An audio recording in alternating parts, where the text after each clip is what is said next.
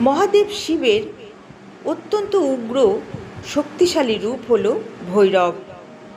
তিনি আপদ বিপদ থেকে রক্ষা করেন এবং নেতিবাচক শক্তি বিনাশ করেন। ভৈরব ধ্যান মন্ত্র। সাধনার আগে ভৈরবের এই রূপটি স্মরণ করা হয়।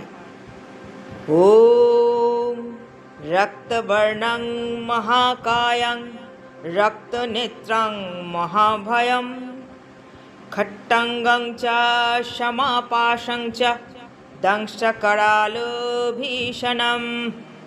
কালভৈরবং মরধ্যেয়ং নীলকণ্ঠ মহেশ্বরং দিগম্বরং ত্রিনয়নং বন্দেহাহং ভয়নাশনম।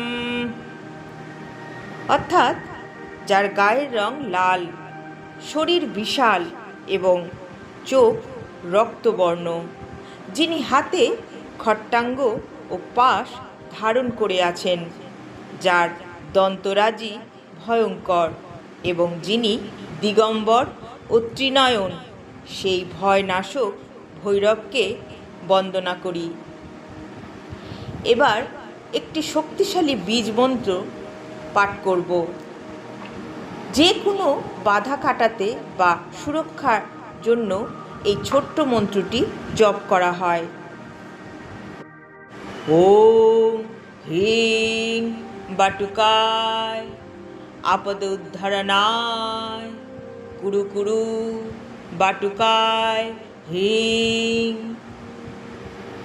পৌরাণিক কাহিনী অনুসারে ব্রহ্মা ও বিষ্ণুর মধ্যে শ্রেষ্ঠত্ব নিয়ে বিবাদ শুরু হলে ভগবান শিব এক প্রচণ্ড জ্যোতির্ময় স্তম্ভ হিসাবে আবির্ভূত হন। ব্রহ্মার অহংকার দমনের জন্য শিবের ভ্রুকুটি থেকে কালভৈরব প্রকট হন।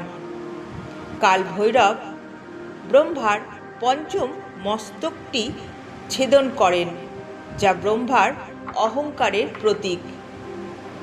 কালভৈরবের বাহন কুকুর এবং তিনি অকাল মৃত্যু থেকে ভক্তকে রক্ষা করেন।